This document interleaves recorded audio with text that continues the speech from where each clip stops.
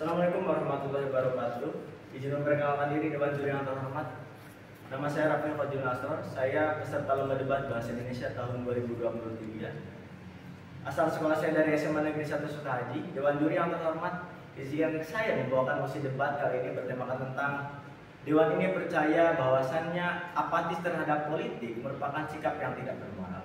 Dewan Juri yang amat terhormat, saya sangat setuju dengan adanya pendapat yang mengatakan bahwasannya apatis terhadap politik merupakan sikap yang tidak bermoral. Kenapa Dewan Juri yang terhormat? Karena perlu kita ketahui bahwasannya sikap apatis atau apatisme adalah perasaan tidak peduli dengan orang-orang yang ada di sekitarnya, atau acuh tak acuh, atau bahasa kerennya seperti sekarang ini biasa disebut bodoh amat. Dan memang sikap apatis ini sering kita jumpai di kehidupan sehari-hari ataupun di kegiatan sehari-hari. Dan orang-orang yang apatis lebih cenderung asyik atau menikmati dunianya sendiri. Dan juga Dewan Juri yang terhormat, tidak luput daripada kehidupan dan kegiatan sehari-hari. Sikap apatisme ini ada di dunia politik. Atau yang sekarang kita bahas ini adalah apatisme di dalam dunia politik. Dan memang apatisme ini bukan hal baru di dunia politik, karena sejatinya apatisme ini ada sejak masa Orde Baru, akan tetapi apatisme ini baru menggaung di era reformasi seperti sekarang ini. Dan juga di era digitalisasi dan modernisasi seperti sekarang ini, seharusnya setiap orang bebas bersuara di media sosial dan bukannya malah apatis atau tidak peduli dengan keadaan sekitar.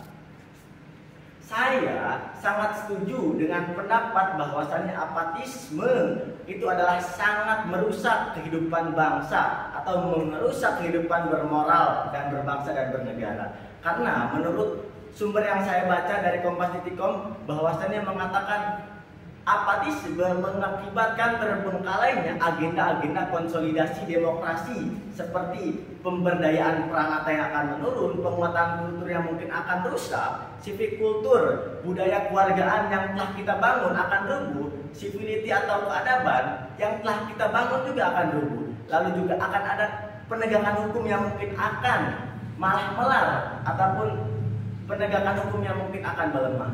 Jika agenda-agenda yang tadi saya sebutkan di atas tertelantarkan atau menurun, maka dipastikan konsolidasi di negeri ini yang telah kita bangun dari tahun 45 sampai tahun 2023 tidak pernah berakhir dan malah menghambat Indonesia menjadi negara maju. Contoh apatisme yang saya sangat tidak setuju atau merugikan negara adalah golongan putih atau tidak memberikan hak suaranya kepada dewan.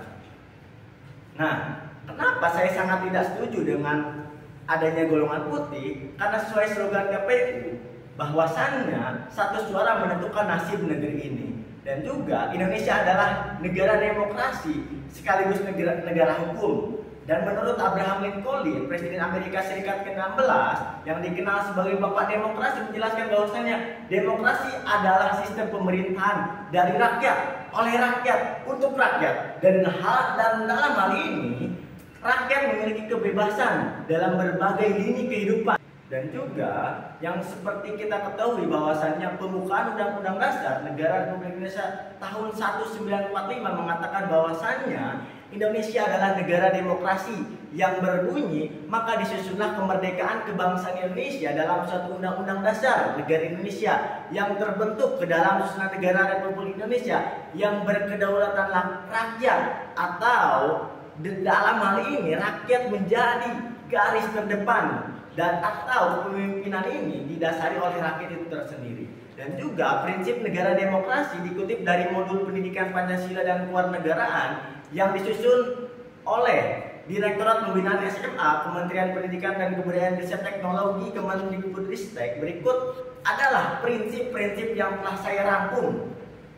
Prinsip demokrasi yang pertama adalah kedaulatan berada di tangan rakyat. Yang mana dari tadi saya menggaungkan bahwa yang telah saya rangkum, di antara yang pertama, kedaulatan adalah di tangan rakyat. Dan ketika orang yang memiliki sifat apatis atau tidak peduli, maka sungguh dia tidak peduli dengan demokrasi negara Indonesia yang telah dibangun dari tahun 1945. Yang kedua, pemerintahan berdasarkan dari izin yang dikeluarkan oleh DPR RI atau di tangan rakyat atau di dalam perwakilan rakyat. Yang ketiga adalah kekuasaan mayoritas. Yang keempat adalah hak-hak minoritas. Yang kelima adalah jaminan hak asasi manusia atau HAM yang berada di dalam dunia demokrasi Indonesia. Lalu juga 6 ada pemilihan yang bebas, jujur, yang mana sering kita dengarkan bahwasannya pemilihan yang bebas dan jujur. Yang ketujuh adalah persamaan derajat di depan hukum.